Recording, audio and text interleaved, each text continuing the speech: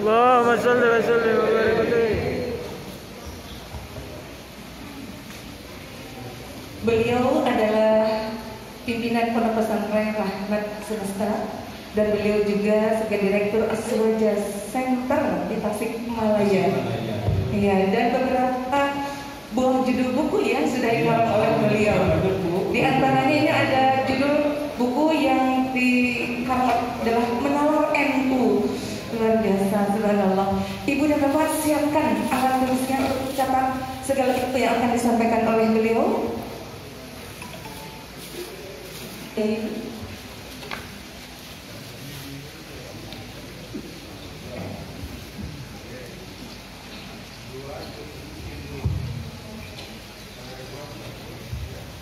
Assalamualaikum warahmatullahi wabarakatuh. Alhamdulillahirabbil alamin wa bihi nasta'inu ala umuri dunya waddin. Wassalatu wassalamu ala asyrafil anbiya'i wal mursalin imamil muttaqin sayyidina wa maulana Muhammad wa ala alihi wa ashabihi ajma'in. Amma ba'du. Nuhun syukurin dihormat Sahibul Fadilah Al-Mukarram Habibannya kali kula wargi, mudah-mudahan dirahmati Allah Subhanahu wa taala. Dewan Guru Asati Yayasan As-Salam, Usul beri hormat Ibu, Bapak, jamaah pengawasan, hadirin dan hadirat. Dan biasa Ibu hari acara dia masuk ayat 2 ayah hadirin hadirat. Pami hadirin mah hadirna di lebet. Pami hadirat mah hadirna out di luar. Hadirin wal hadirat rahimakumullah. Dalam Sahih Bukhari diriwayatkan suatu malam sahabat Mu'adz bin Jabal sholat isya sendirian di masjid. Selesai takbiratul ihram, datang makmum di belakangnya. Mu'adz bin Jabal tahu ada makmum di belakang, tapi saking semangatnya beliau sholat, di rakaat pertama setelah membaca Al-Fatihah, Mu'adz bin Jabal membaca surat Al-Baqarah. Di rakaat kedua setelah Al-Fatihah, beliau membaca surat An-Nisa. Stres lah makmum nabu.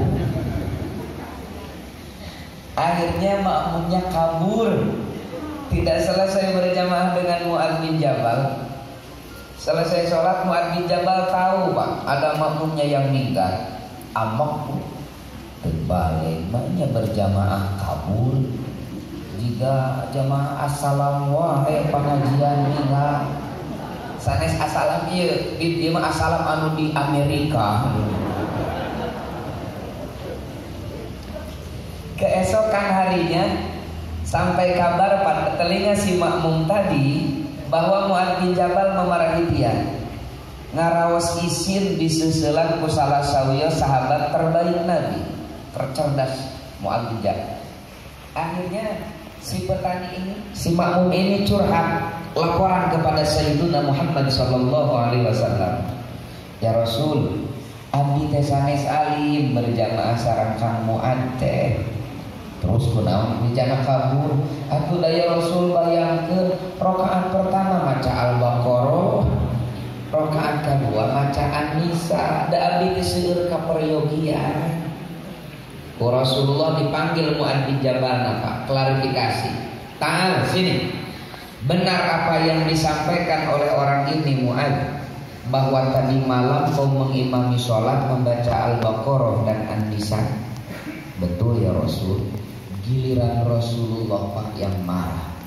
Kata Rasul, anta munafir ya Mu'adz, kau itu penyebab orang lari dari agama Allah. Orang ini tidak mau berjamaah karena kau terlalu lama membaca surat di dalam sholat. Kenapa kau tidak baca surat Al-Lail, Ad-Duha, Asyamsi atau juga orang Bandung Kolhu. Baca Al-Baqarah. Dari hadis ini ibu bapak kita bisa mengambil pelajaran. Netepan berjamaah wae teu kenging lami komo ceramah.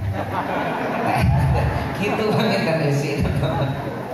Ini sekarang sudah jam 10:05. Kira-kira dugi tamu sabaraha? 12. Jam 12. Dugi ka jam 12 masanes pangawasan Bu. Penganiayaan. Hadirin rahimakumullah. Sate acan simkuring panjang lebar ngadugikeun hikmah Maulidur Rasul. Dipayun urang dugikeun heula. Kenapa kiai kita, kenapa guru kita, sepuh kita mengajarkan mentradisikan perayaan Maulid Nabi. Meskipun kata Syekh Ali Jum'ah, Mufti Agung Mesir, beliau mengatakan tidak perlu dalil sahih untuk merayakan Maulid Nabi. Cukup mempunyai qalbun salih, qalbun sahih, pasti akan bergembira atas lahirnya Sayyidul Mursalin Rasulullah sallallahu alaihi wasallam. Tapi dah ayeuna mah tadi diumingakeun ku Habibana, ayeuna mah da cenah kudu aya dalilna. Sagala teh eueuh ti dituna, muludan eueuh ti dituna, padahal mah can kaditu. Jadi karena ayeuna mah seueur Bu, muludan tahlilan cenah eueuh ti dituna, padahal mah can kuper eta teh. Kurang pergi-pergian. Dain nama Bang Arsa, bujang-bujang peringatan Maulid Nabi yang mengumpulkan orang banyak. Praktek keberagamaan kita sehari-hari tidak lepas dari cibiran dan usilan saudara-saudara kita. Kemarin viral di YouTube itu, kan dulu kita kalau belajar agama itu qiraatul kutub, baca kitab. Sekarang dengan pesatnya teknologi bergeser jadi qiraatul YouTube. Viral di YouTube itu ada seorang mubalik bilang begini, Pak. Praktek keberagamaan umat Islam di Indonesia sudah jauh menyimpang dari apa yang dicontohkan Nabi Muhammad. Sudah berbaur antara yang hak dan yang batil, antara yang sunnah dan yang bid'ah. Saya perhatikan kemana nih orang bicara. Lalu dia mencontohkan salah satunya adalah mengusap wajah setelah sholat. Hari ibu-ibu pamitos teman mengusap wajah. Asyhadu an la ilaha illa huwa rahmanur rahim. Allahumma dhhib anniyal hammawal. Menurut saudara kita itu eta teh cenah dicontohan ku Nabi dalilna. Padahal saya tegaskan mustahil guru kita, kiai kita mengamalkan sebuah amalan, apalagi mengajarkan pada kita murid-muridnya tanpa referensi. Mustahil. Apakah mengusap wajah setelah sholat dicontohkan Nabi? Ya. Apakah ada hadisnya? Banyak. Tergantung Anda mau minta berapa. Saya temukan di dalam kitab hadis yang ditulis oleh Imam At-Tabrani, namanya Al-Awsat. Saya baca juga hadis ini di dalam kitab karya Imam Al-Haythami, Mazmaz Zawaid. Dalam dua kitab ini disampaikan hadis hasan. Hasan itu di atas dhaif, yang dhaif saja sepakat para ulama boleh diamalkan, apalagi hadis hasan. Hadisnya hasan dari Anas bin Malik. Kata Sayyidina Anas bin Malik, setelah Rasul salam ke sebelah kiri setelah sholat, beliau pegang ubun-ubunnya, kadang langsung mengusap wajahnya sambil berdoa, Bismillahilladzi la ilaha illa huwa rahmanur rahim, Allahumma dhhib anniyal hammawal azan. Mirip dengan doa yang kita terima dari lisan guru-guru kita. Yang bid'ah itu ibu, yang tidak dicontohkan Nabi itu Pak, yang nggak boleh itu ngusap banget batur tas sholat. Nah eta ulama Pak. Misalkan ibu tetos netepan, assalamualaikum warahmatullahi, assalamualaikum warahmatullahi. Nah itu yang nggak boleh. Kalau mengusap wajah sendiri itu Sayyiduna yang mencontohkan Pak. Terus kemarin itu, nih saya kebetulan di Komisi Fatwa MUI, saya mendapatkan kiriman pertanyaan. Jadi ada sekarang itu meme beredar, diterbitkan oleh ittiba.rasul.com lah. Saya nggak tahu itu siapa. Ciri-ciri masjid sunnah katanya. Ibu sudah dapat itu? Yang 8 itu. Yang pertama katanya ciri masjid sunnah itu tidak ada tasbihnya.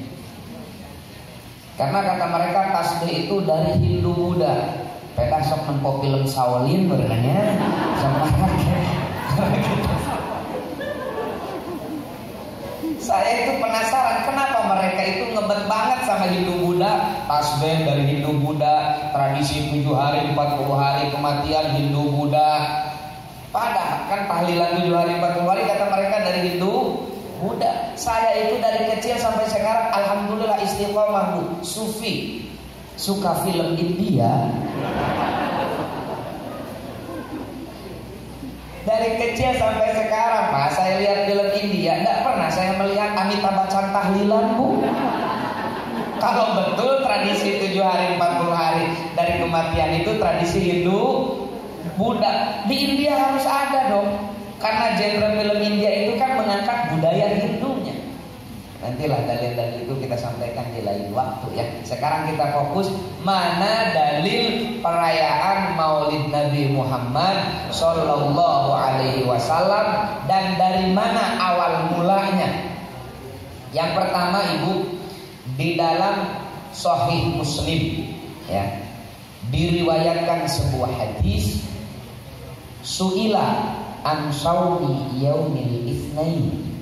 Nabi ditanya, kenapa beliau selalu berpuasa setiap hari Senin? Kan kita sudah tahu, sudah masyhur Sayyiduna itu rutin saum dinten Senin, dinten Kamis. Samilah sapertos ibu-ibu jamaah asalan taraka langkung Senin Kamis namanya Bu. Nah, dan hari saumna nama eta mah dah. Ngan pokokna mah Senin Kamis mah taraka liwat saumna mah teu. Nabi ditanya, kenapa ya Rasul Anda selalu berpuasa di hari Senin? Kata Nabi, fihi wulidtu. Karena dalam hari Senin, di hari Senin itu aku dilahirkan. Jadi dengan tegas Nabi mengatakan, kenapa Nabi berpuasa sunnah di hari Senin? Karena hari Senin itu adalah hari dilahirkan beliau. Makanya kata As-Sayyid Muhammad bin Alawi Al-Maliki Al-Hassani, beliau mengatakan yang pertama kali merayakan kelahiran Nabi adalah sahibul maulid, Rasulullah sendiri dengan fakta berpuasa setiap hari kelahiran beliau. Jadi pamisaur urang teh mah Rasulullah mah muludanana unggal minggu. Urang mah muludana satahun sakali. Nu gawi aya istilah aki-aki 7 mulud. Yang kedua, di dalam surat Yunus ayat 58. Surat apa Ibu? Ayat surat Yunus itu surat keberapa? Ayo acung tangan, nanti yang betul dikasih door prize oleh panitia. Nah gini, ada metode baru, metode bagus lah buat mengajarkan bagaimana anak-anak kita mudah menghafal Al-Quran. Ada cerita ketika jarum Fatahah Al-Fatihah surat pertama dibakar Al-Baqarah oleh Imron dan Nisa putra Maidah. Ali Imron dan Nisa Al-Maidah 5. Tiba-tiba datang si Anam, Al-An'am surat ke-6, yang sarafnya Arafah, Al-A'raf surat ke-7. Yang syaratnya Anfal minta tobat pada Pak Yunus. Surat tobat surat. Jadi surat Yunus itu surat ke-10. Mau saya selesaikan ceritanya sampai surat An-Nas? Itu bukan perayaan Maulid Nabi, itu pendidikan PAUD.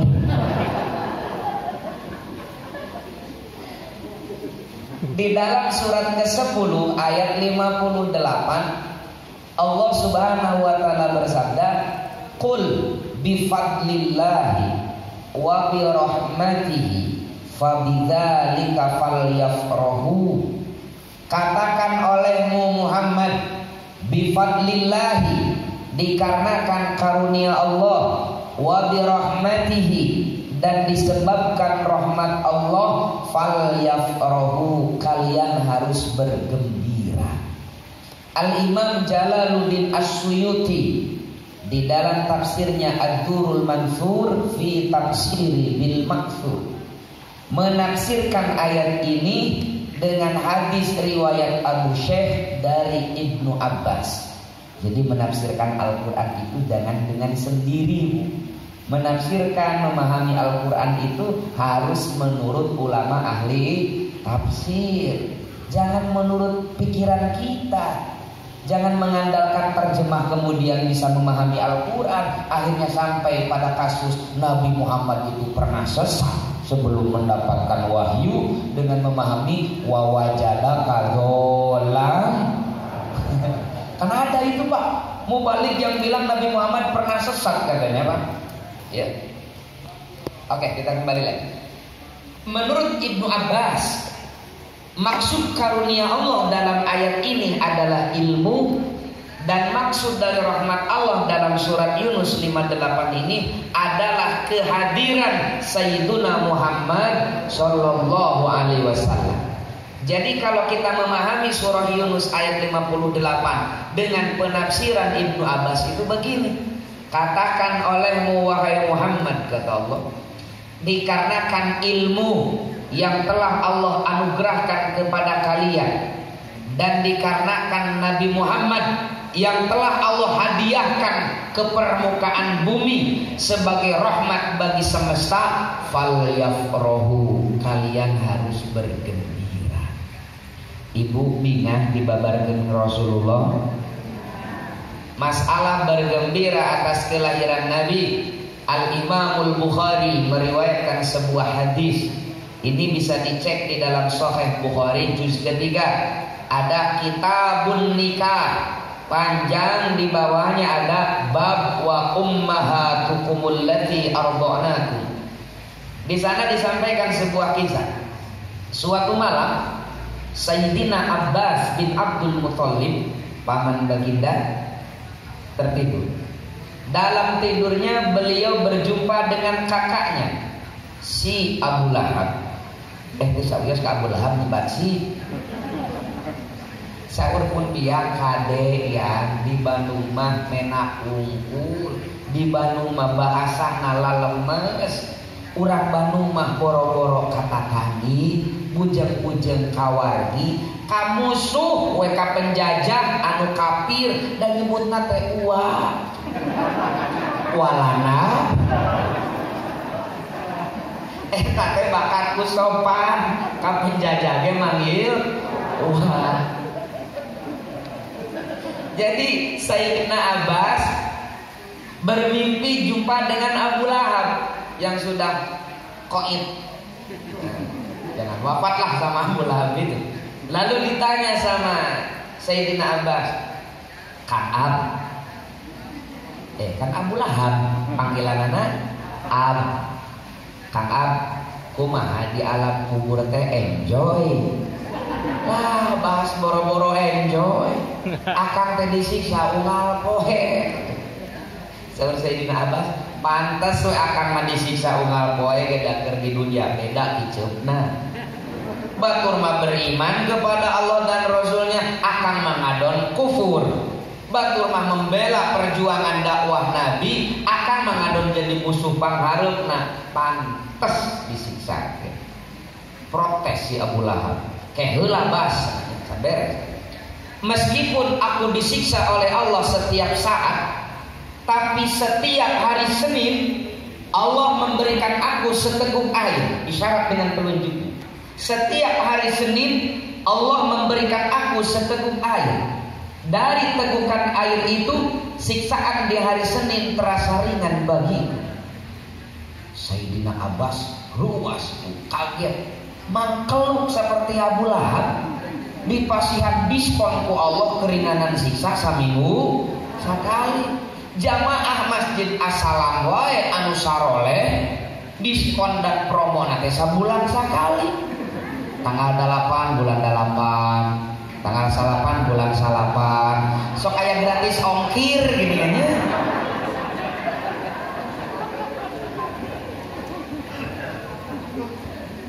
Ini si Abu Lahab diringankan siksaannya seminggu sekali. Kata Sayyidina Abbas, amal apa yang pernah kau lakukan sehingga mendapat kemurahan keringanan siksa dari Allah? Kata si Abu Lahab, dulu ketika adik kita Aminah di masa-masa persalinan, aku menyuruh Suwaibah. Suwaibah itu budak atau hamba sahaya dari si Abu Lahab. Suwaibah, adikku sedang masa persalinan, kau berangkat ke rumahnya, bantu-bantulah dia, cuci piring, ngepel, naon juga dia. Berangkatlah Suwaibah ini untuk membantu Siti Aminah. Singkat cerita, Siti Aminah melahirkan Sayyiduna Muhammad SAW. Ulang lagi si Suwaibah ini laporan kepada tuannya, selamat tuan, adik tuan Aminah telah melahirkan dengan selamat seorang bayi laki-laki yang diberi nama Muhammad. Kata si Abu Lahab, aku gembira tiada terkira, bunga amar karena mendengar adikku melahirkan bayi laki-laki. Aku punya keponakan laki-laki. Saking gembiranya aku kasih bonus si Suwaibah. Suwaibah, mulai detik ini kau adalah manusia merdeka. Kemerdekaanmu aku kasih sebagai imbalan atas kabar gembira yang kau bawa tentang kelahiran Muhammad. Hanya itu Bas yang pernah kulakukan. Makanya kata Al-Imam Jalaluddin As-Suyuti di dalam kitabnya Husnul Maqsad fi Amalil Maulid, ini kitab khusus tentang dalil-dalil perayaan Maulid Nabi. Ketika menafsirkan hadis ini, Abu Lahab saja yang tidak beriman, Abu Lahab saja yang menjadi musuh utama perjuangan Nabi sempat gembira atas kelahiran beliau, Allah ringankan siksaannya setiap hari Senin. Apalagi kita yang beriman kepada Allah dan Rasulnya, yang selalu berharap agar beliau berkenan mengakui kita sebagai umatnya, bergembira atas kelahiran Sayyiduna. Kata Imam As-Suyuti, saya yakin pahala yang akan Allah berikan kepada kita akan jauh lebih besar daripada apa yang diberikan kepada si Abu Lahab tadi. Mudah-mudahan pengorbanan ibu bapak hadirin sekalian dalam perayaan Maulid Nabi ini Allah catat sebagai amal kebaikan, Allah ganti dengan yang berlipat ganda. Dan yang paling utama, mudah-mudahan kegiatan ini menjadi wasilah, menjadi penyebab Sayyiduna Muhammad berkenan mengakui kita sebagai umatnya kelak. Cekap sakitu dalilna. Cekaplah ya, damaran arahin aja dalilna dengan hiji kullu bid'atin dolalah. Itu hadisnya all in one. Menyalahkan Maulid Nabi kullu bid'atin dolalah. Ini ngeri Pak. Saya baca, ini mau dicatat kitabnya. Ada kitab judulnya Fathul Majid bi Syarhi Kitabit Tauhid, ditulis oleh Abdurrahman bin Hasan bin Muhammad bin Abdul Wahab. Dia mengatakan bahwa merayakan Maulid Nabi, memperingati haul para aulia, haul para ulama, nau'un minal ibadati lahum. Itu adalah satu bentuk penyembahan terhadap mereka. Kita sekarang merayakan Maulid Nabi, mereka tuduh kita sedang